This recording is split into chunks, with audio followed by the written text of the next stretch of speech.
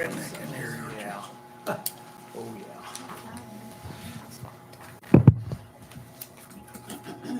All right, we're good. Good. Everybody ready? Turned on over 6 there. o'clock. All right, we're going to go ahead and call our regular meeting of the Wayne County Board of Education to order. It's 6 o'clock. And if you'll stand, we'll say the pledge. Robbie, we'll give you the honor this evening. Pledge allegiance to the flag of the United States of America and to the republic for which it stands, one nation, under God, indivisible, with liberty and justice for all. All right. Let the record show that all board members are present in person this evening. And we'll begin with recognitions if we have any. We don't have any recognitions or presentations. Okay, great. Let's move on down to our good news section. Anyone have any good news to share? A couple things. Summer school started yesterday, and so we'll give you an update in early July what kind of numbers we're seeing. I know at the high school site, Robbie's working out at the high school site. I think, Robbie, you said there's about 60 total participating. First day yesterday, I think it was now Sunday day. There weren't a lot of people there, but, there's 60 or more over that yesterday too. So. And then the other piece of good news came yesterday. The school building authority approved our MIP grant partially. We had requested a safe school entrance for 4 different school sites. They approved one school site, that was Vincent Middle School. And so we will receive approximately $150,000 from the state to do some renovations at Vincent Middle School to do a more secure entrance. And there were several counties that had requested safe school entries, and they had asked us to prioritize. And it appears that they spread it out among the counties, which from the state level is a good way to handle that. So we are grateful to receive that funding, and we'll be starting that project this summer. And when I say starting the project this summer, we have to go through the architectural process of design and all that. So I don't think we'll have any construction started this summer, but we'll get the planning going here in July. Great. That's all I have. All right. Anyone else? Moving on to our informational items. Special board meeting on Tuesday, July the 1st, beginning at 5 p.m. here in the board conference room. And sometimes we have to do meetings on July 1st. This is not one of those years because there's no primary this year. But with the personnel and the way that the positions are coming down, just to keep things moving, it's a good idea to go ahead and do that meeting on July 1st. Randy, you had mentioned that 5 o'clock might be an issue for you. Do you want us to schedule that later? Later would be good. I don't know what will happen. I've had a mediation scheduled for months. This sounds odd for saying a lawyer's unreasonable. The lawyers on the other side are terribly unreasonable. They're not Wayne County. It's always that way. Yeah. So the mediation may be over in a couple hours, or it may go long, and I won't really know. Okay. So we'll schedule that meeting just at a regular time of 6 o'clock. Okay. 6 is fine. Yeah. We'll work with you, buddy. Thanks. Regular board meeting on Tuesday, July the 8th, beginning at 6 here in the board conference room. Also, a regular meeting on Tuesday, July 22nd, also at 6 o'clock here in the board conference room. Moving on to our construction project updates. So the roofing at Lavalette has been delivered. We were expecting that the project was going to be started. I know that they are, it's imminent. It's going to be any day now. With the heat where it is, it might be delayed, but that'll definitely be completed this summer. So that's moving forward. The Wayne High School athletic facility re-roofing project, we're getting ready to re-advertise that project. As we discussed at the last meeting, we only had a bid from one company the first time that we advertised, and it was the bid was over budget to the point that we need to rebid. So we're going to re-advertise. It's going to be in the paper next week, and we're going to do a pre-bid meeting on the 15th and a bid opening on July 22nd. So we're going to move forward with that project. I mentioned to you at the last meeting that we were going to have humidity checks done on all of the units in the district, all the new HVAC units that we installed last summer in 4 different schools because we were having some excessive humidity issues. All of those checks occurred. Every one of those individual units has been touched for adjustments, and we are monitoring that to make sure that it's had the desired effect. But the initial indication is that we're in good shape. So I'll keep you updated as we move forward with that. The Sarita Canova Elementary School MIP project, we also advertised for that project. We bid that project out. We received 1 bid, which exceeded the established budget for the project. So we entered into negotiations with the company that submitted the bid. And we have later on, we have an agenda item where we'll talk about the revised price and whether that's acceptable to the board. So we'll talk about that during that agenda item. Wayne Elementary School MIP work continues there. Drywalling is still going on. The painters started today. There's been some concrete poured for sidewalks at the facility. The windows, the frames for the windows have been installed, so it's moving along. No problems there. Spring Valley High School soccer field, that drainage was completed. And so now we are working with asphalt contractors to get bids on repairing the lot where we had to tear up the lot to install the line. So that'll be the next step for that project.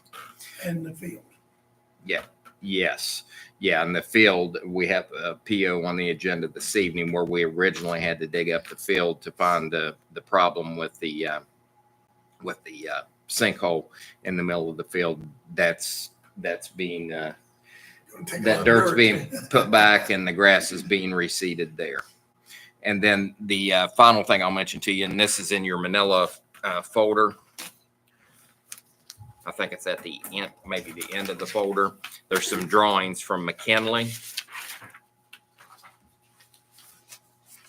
It's a stapled together Wayne County Schools Buffalo School Renovation Edition.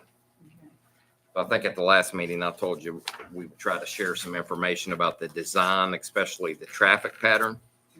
So if you look on the first page, you're going to see the layout. Okay, the building is at the top of the page. And then you have 2 drives that will, Randy, it's in your Manila folder. All the Manilas. Yeah. It's this one right here. Oh, thanks. You want to look at this? No, I'll get it. You have 2 separate drives there. The drive on the right will be for bus traffic. The drive on the left will be for parent traffic. And so it will keep parent traffic and bus traffic separated. And in order for us to have this kind of traffic pattern, we have to do some additional property purchase there at the site. And that item is on the agenda as well for your consideration this evening. Any questions about that design? Again, on the left, that's all parent traffic. Parents would come, do a loop in that parking lot, and then exit the same way that they came in. Middle school students would be dropped off at the gymnasium. That's at the end of the building.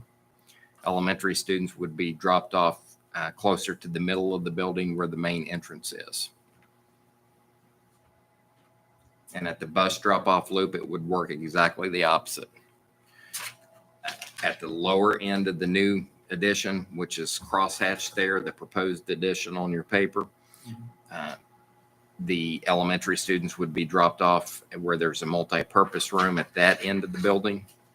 And then the middle school students would be dropped off up at the main entry, and then the buses would return in the same lane that they entered.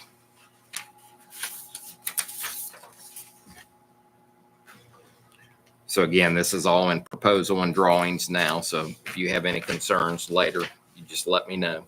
Then if you go to the next page,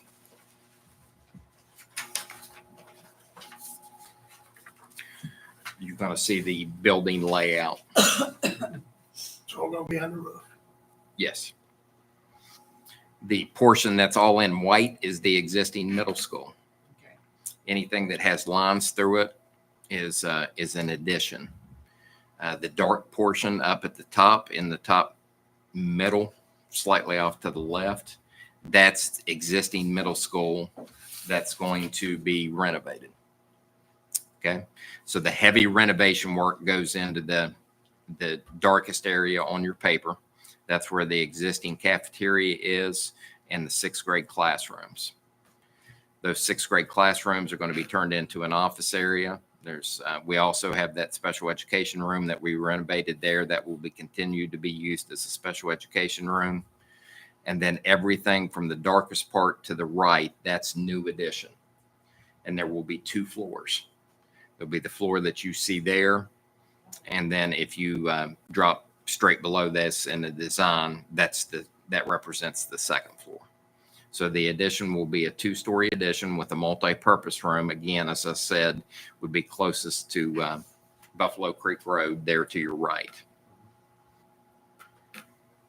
Going back to the area that's going to be renovated to the left is the cafeteria.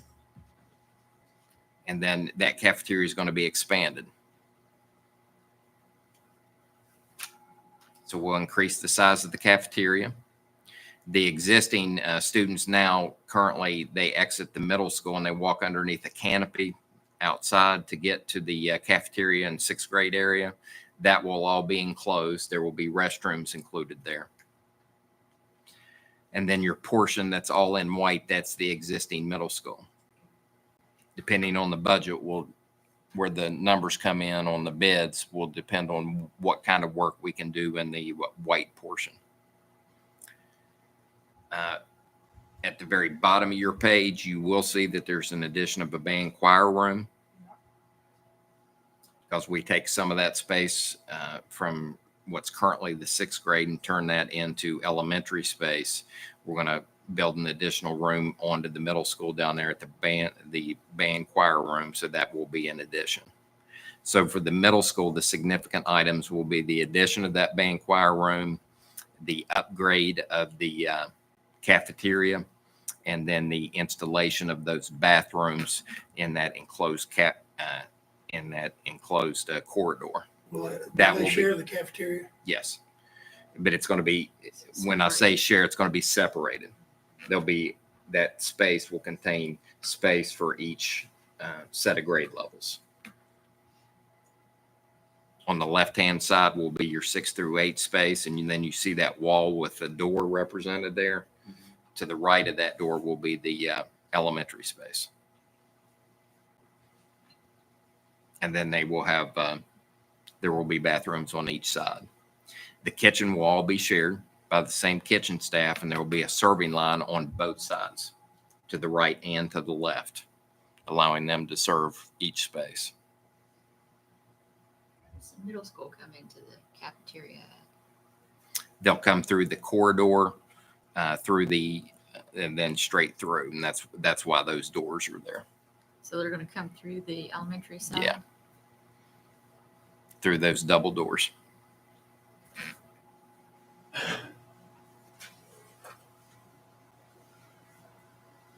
Any questions about those?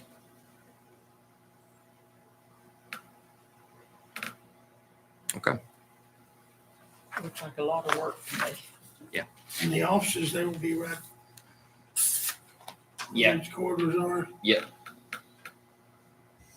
Be right here in this dark space. Over there. Yep. There'll be a safe school entry there. And that's where everybody comes in, or Yes. visitors. That's where visitors will come in. Those that sets of double doors that you see right there, where the existing school entry, or it would go. The new school entrance will be if you were walking back to the canopy through the grass between the 6th grade building and the existing middle school building. That'll all be enclosed, and that'll be the new entry for students Oh, here where the entrance is now. right here. Okay.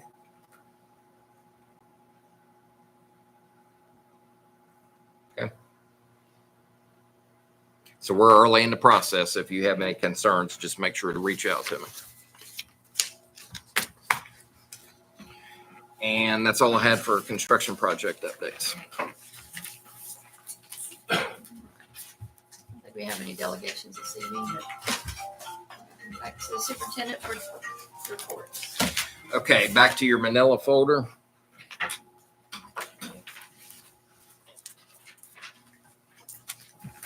First thing we're going to talk about is the status of the immunization requirements.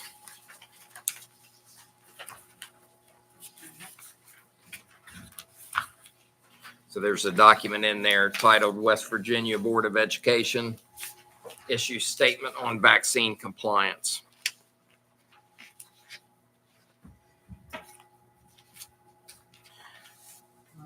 And I think I sent you an article.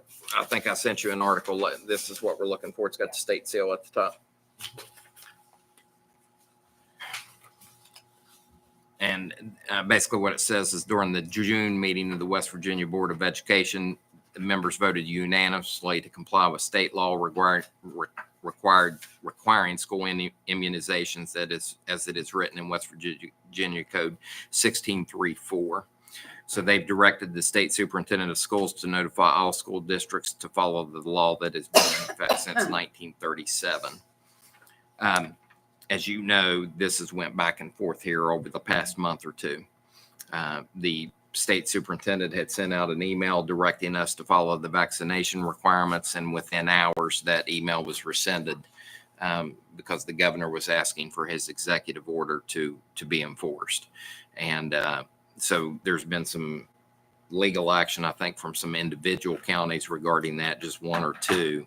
And then in response, the State Board of Education has considered this, and they are indicating that we indeed have to, we can't accept those exemptions or that executive order, and that we have to comply with the vaccination requirements. And so we received an email from the state superintendent of schools letting us know that the vaccination requirements were in effect for next school year, and anybody that doesn't have those vaccinations will not be able to attend. So I just wanted to let you know the status of that. Of course, this is subject to change. I just don't see how an executive order overrides a statute, but that's me. See where that works, do you? So that's the latest. So if anything changes, I'll let you know.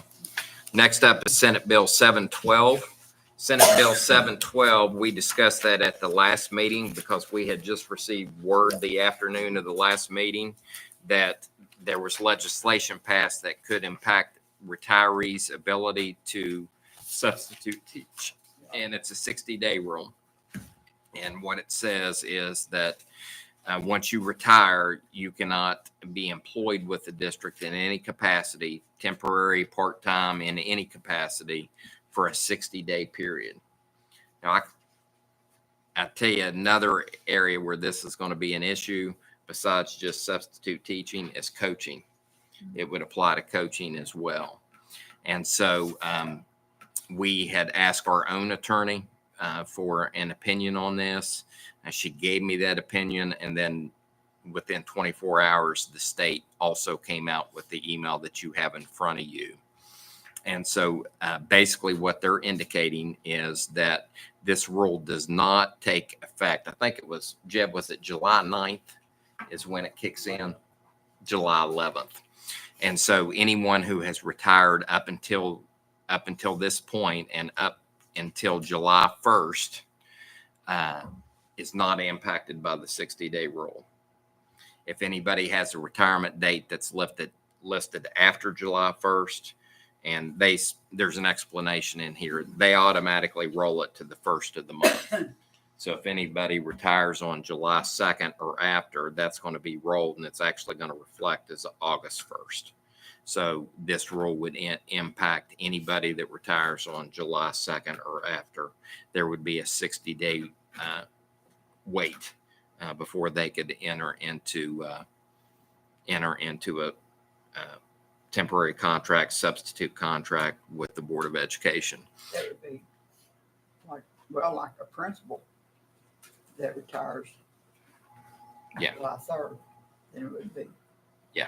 Couldn't sub or anything for 60 days. Can't work for us for 60 But if days. they retired before July 1st, this doesn't affect them Correct.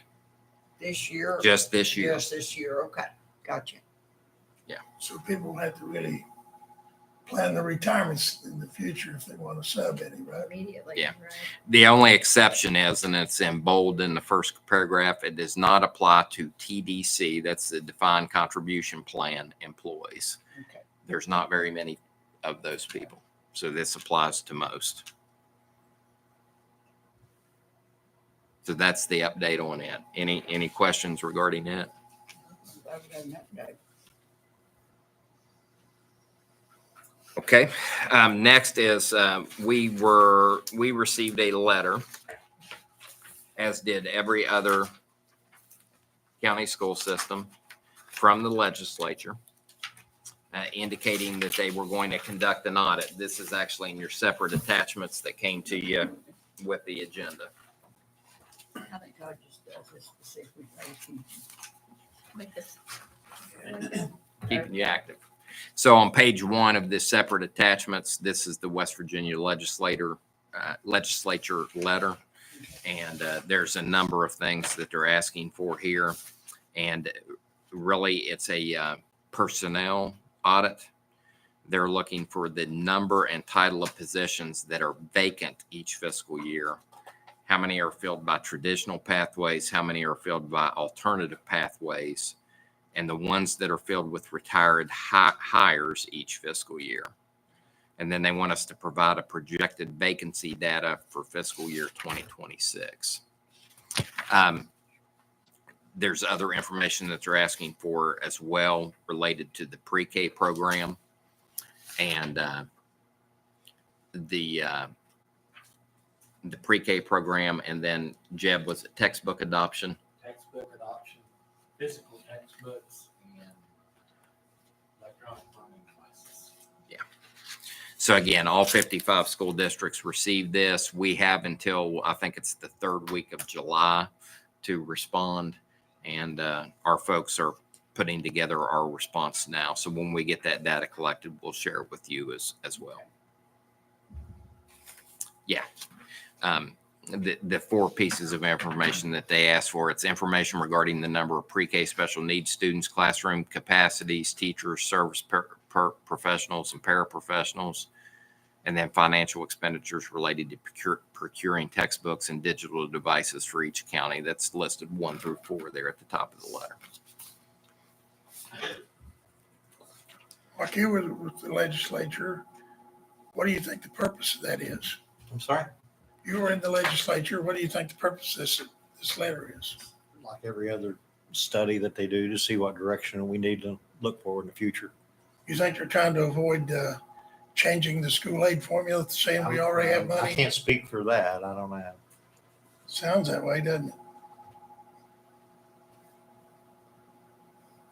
Well, you know, one of the things that we've talked to the state about is like the textbook adoption process.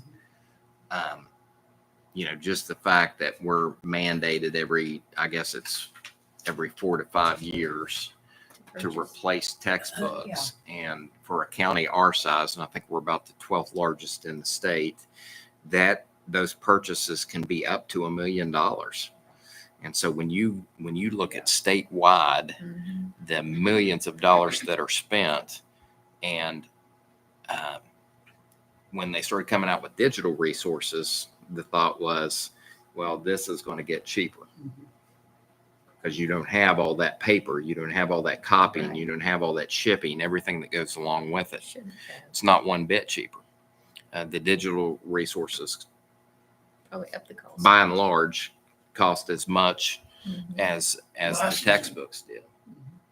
And so I do think it's something worthwhile that they look at to see, you know, what is reasonable. So if you have a set of history books, do we need to replace those every 4 years? Right. When you're teaching U.S. history, Right. why do we need to replace U.S. history books every 4 years? So it is worth them looking at. So it'll be interesting. I think if I remember correctly, they did I think there was legislation that actually passed this year that allowed the legislature to conduct these kind of audits on the Department of Education. Now, I don't know if that meant that they couldn't do this before, and now that passed, they can. Probably so, to be Yeah. honest with you, because in all honesty, the Department of Ed likes to operate as the fourth branch of government. It's in the Constitution. So anyway, all 55 counties got that. So we'll provide you the materials when we respond. Next up on our list is school start time discussion. And I included in your manila folder, we had provided this to you at a previous meeting, but I had I included, think I brought it with me. yeah, I had included some research and trends on school start times. Mm-hmm. And then there was a document that was the case against school start Yeah. times, just trying to give both sides of the picture. Right. And so the question is, do we want to look at this at all? And if we were going to look at it, what we would do is we would set up surveys for our parents, for our staff, to let them communicate and give us an idea of what they think about the idea and whether they think it would be something worth pursuing here. You gotta Wow. consider the parents. Why? I mean, really, why? Is ever gonna have later times, okay, for these high school kids? Well, who's gonna see if they go to bed early and get their rest? I mean, I don't get the concept of it for some reason. Yeah. I would think the workability would almost, you'd have to have different hours for different students, and that's totally unworkable for all kinds of reasons. Yeah, Or maybe there's Well, a it is happy kind of, medium somewhere. there's a difference between the high school and the middle and the elementary right now, right? Because of bus schedules. Yeah, there's a difference among schools, but they're fairly consistent. Yeah. You know, everybody's starting between 7:30 and 8 o'clock. and would that cause more money for different buses? Or, It could. It very you well know, could. I mean, We're not, Because a lot of we're not people- overflowing with money right now. well, yeah, Right. I think personally, I think that a later start time would make more hardships on parents that work I do and too. trying to You get gotta their consider the parents. Mhm. You know, they make plans, you got a school, whether it ends and begins, you know, they make plans too. And like you said, they pick them up, take them to school, they have to go to work. But there's, you know, parents need to be considered, and this is the way to go about it. Do a survey and make sure that it's necessary and make sure the parents have an input. Seems like a lot of work. Probably for nothing. For the same Has there outcome. been any call for it, Mr. Alexander? Miller County, other than just a few small cells? No. Yeah, the only thing I've heard about is the petition that we The one received. petition. Who brought this up? It was some parents at a parent at Fort Gay had spearheaded the drive to do a petition, and I provided that petition information to you a month or two ago. So that's where it came. It's been, you know, I've been seeing articles pop up from across the nation about different places looking at it, and some of the research that I gave you, or summary of the research that I gave you, talks about different places that have tried it. So there is some science behind trying it, but again, there's a lot of factors. And the document, the case against later school start times, one of the things that it talks about is the transportation, and then the need for older siblings to provide childcare for younger siblings. And so that's, going to be impacted by what time they're getting out of school, what time they're going home, that type of thing. I can tell you simply, if it would cost us to have to run more bus routes or separate buses and duplicate bus runs, there's no way we could It do it wouldn't make any sense. in a county this size with as many buses as we already have on the road just to cover our existing areas. There's no way we could double up on those runs. We just couldn't afford to do that. So 540 some square miles in the county. That's a Yeah. big county. I think one of the board members was kind of maybe in favor of her spearheading it too. She's had a meeting and all that, Linda Childers. All in I Capital County. remember. Oh, in another She's doing a county. lot with Yeah. that, and we're Yeah. trying to, I don't know. When the group turned the petition in to me, I promised that, we would have a discussion about it. So I wanted to check that box and make sure that we did have a discussion about it. So, we can continue collecting information through surveys. We can take a wait and see approach, see if any other counties tried this, let them That sounds good. let them be test it. the Will that tie up a lot of Experiment. resources Good deal, wait and see. and money, or is that something that we can do just as part of the process? Hey, like I always thought when my kids wanted to do something, maybe, We'll see. we'll see. We'll see. Yeah. There's really a Okay. All right. We'll put it on hold for now. Okay. All right. Next up is the elementary discipline bill. And again, speaking about legislative changes, there's no handout for this one. Disappointing. No handout? A tree or two were saved. I know you guys have sat in presentations and heard from some of the school attorneys about this change in the legislation, but one of the things that it indicates is that if a student is removed from the class, multiple settings, and there's multiple steps followed, and the behavior still continues to be an issue. It says the legislature finds that isolating students or placing them in alternative learning centers or licensed behavioral health agencies may be the best setting for chronically disruptive students.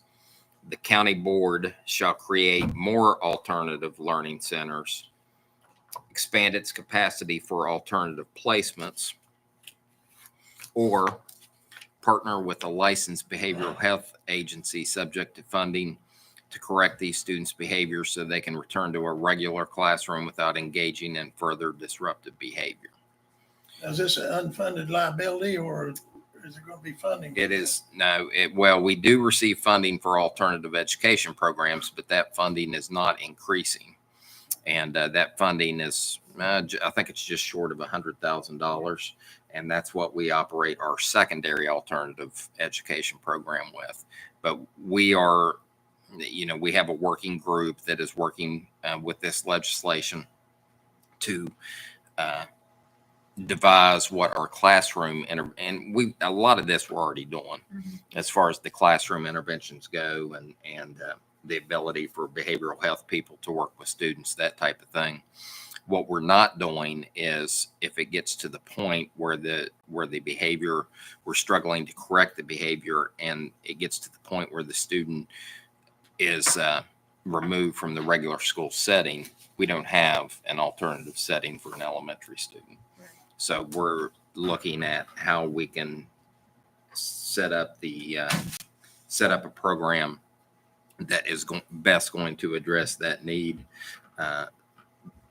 both to get the student back in the classroom as quickly as possible, and financially for the district as well, because as Dennis pointed out, there's no increased funding with this. Right. So that is one of the things that we're working with over the summer. I just wanted to give you a heads up that was one of the challenges with the enactment of this legislation. So we'll keep you posted as we move forward. That's all I have. No board directives or board reports from anyone? No unfinished Oh, business? there's Oh, go ahead. I was approached by a few of the custodians, and their request is they think they need more work days at the beginning of the school year rather than the request was maybe if it's not contractual or not a big deal, to maybe take one of them at the end of the school year and place it at the beginning of the school year, work day, paid day, so that they have time to get the school open properly. I thought Makes sense to me. most custodians, I thought they had their days before school. They're $230. They do. They just wanted an extra one. They They had wanted to move it from the end to the beginning. I thought it was at the beginning. there Go in. a number of them are at the beginning. I think about 5 years ago they shifted, and we set the dates. We can adjust those however we You might want. want to canvass some of those. Yeah. About 5 years ago, there were complaints the opposite way, that they didn't have enough time at the end of the year, that, once the teachers Right. cleared out and the students cleared out, Yeah, Yeah. to get it presentable for the summer, so trash wasn't laying around, all summer. And so it was shifted a little bit towards the back end, and it's come up a few times. Might make it, They want to shift it back, yeah. might make it, at least do a survey, see how. But would it have to be all the custodians the same shift? I mean, the same days, Yeah, you know? yeah, just for payroll purposes, Right, they need to have a exactly. consistent calendar. So I'll have Mike Hart, when they do their training, I'll have him have a discussion with them Okay, that'll work. about the pros and cons of that.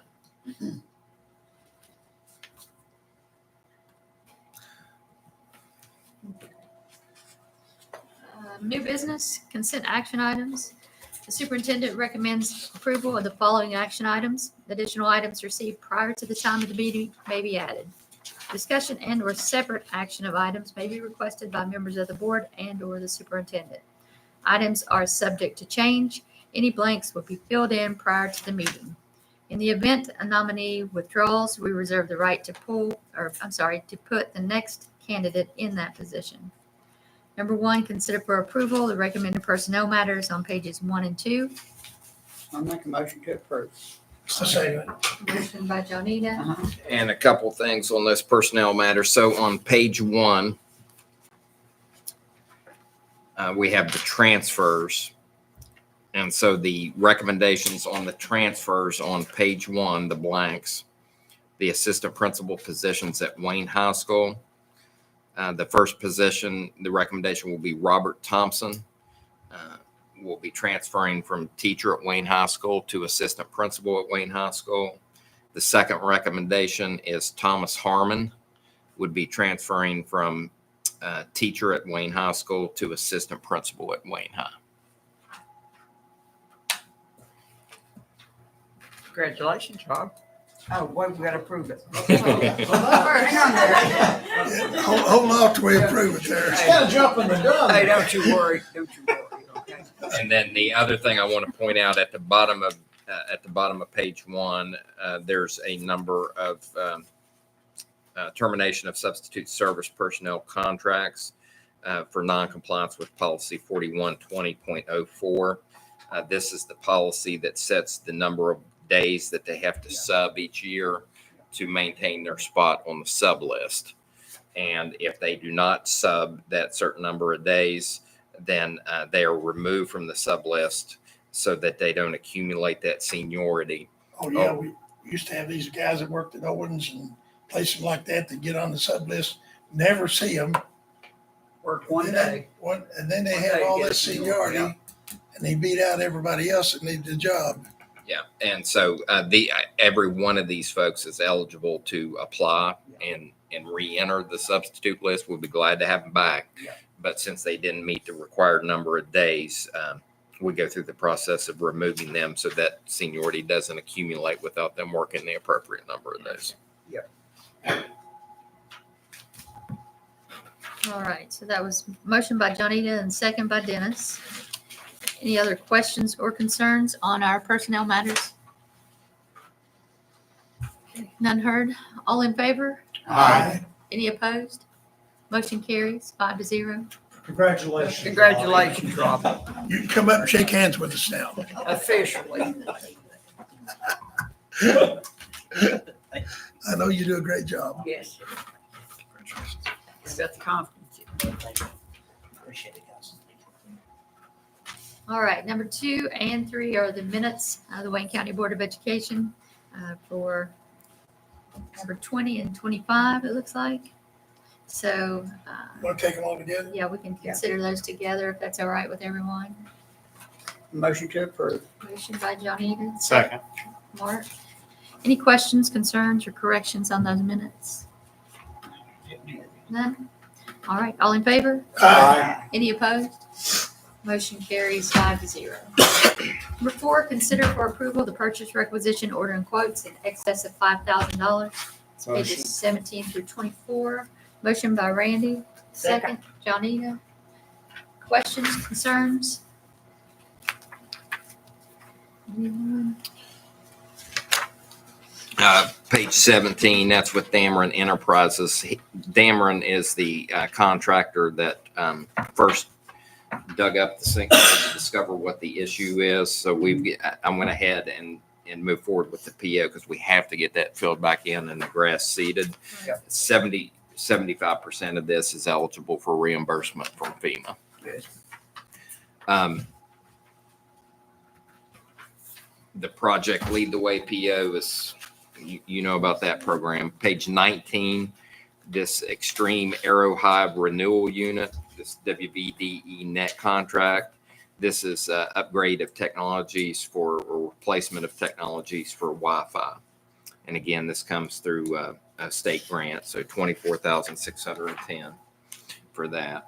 And then our food service program has received several grants from the State Department of Education for breakfast carts. That's all that. And the hope there is that with the offerings that they'll be able to provide on those carts, that they'll be able to increase numbers for breakfast at these specific school sites. But that is 100% grant funded and has to be used for that specific item. I believe that's all of your remaining POs. I like 100%. How did they pick funded. It's a good idea. to get it? They've been doing that in some of the middle schools anyway, haven't they? Yeah, we have some schools that do that. And then on page 24 is the Generation Genius. This is our supplementary elementary science program. So during the science adoption, the board had approved this, and we have an annual cost with that. And this is digital licenses for all the elementary schools. So that's part of our textbook cost. Okey-doke. All right. Any other questions, concerns? Unheard. All in favor? Uh, Any opposed? Motion carries 5-0. New business, separate action item. Consider for approval the annual assessment and evaluation of the superintendent's performance for 23-24 school year. So we will need to do that in executive session. Motion for an executive session to do that. I'll second. Do we want to And do yeah, let's, a while couple you're things? in executive session, there's a couple items that will need to be in executive session on. That's number one, my evaluation. So you'll be in executive session on it, and I will not be on there. But we also need to do an executive session on item number 13. That's the approval of bid for contracting services for the Sarita Canova Elementary Major Improvement Project. Hang on, let me, okay, let me circle that. 13, what else? 15, Got it? consider for approval the real estate agreement for sale of the old Fort Gay gym to the town of Okay. Fort Gay. And then We also had, addendum item, yeah.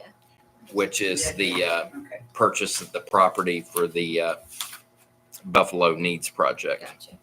But aren't we Is it on? approving your 24-25 school year? Yes. Yes. That needs to be changed. Good call.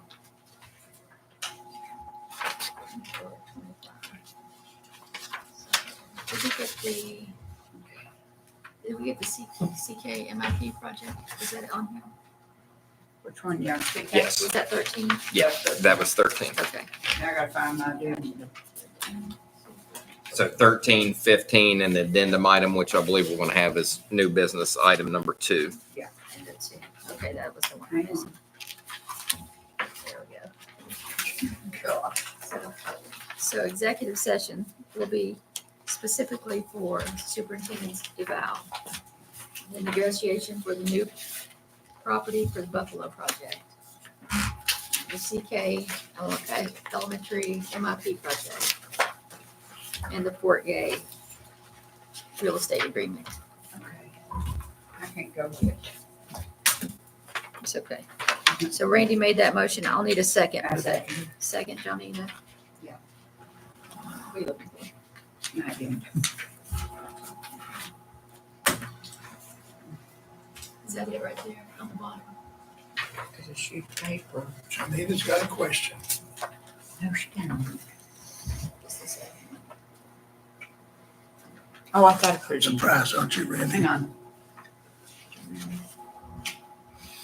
I'm gonna put it in Okay, Page number 2. I'll make me a copy. I got mine if you want to look at it. It's just got the one thing on it. Yeah, I'll make a copy. Okay, I think didn't, okay. I think I take all my stuff with me. All right. Okay, Randy. You made the and I motion, you seconded it. second. All in favor for the executive session? Aye. Any opposed? Motion carries 5-0. It is 6:45. And we will return shortly. Okay, we'll go ahead and mute your mics.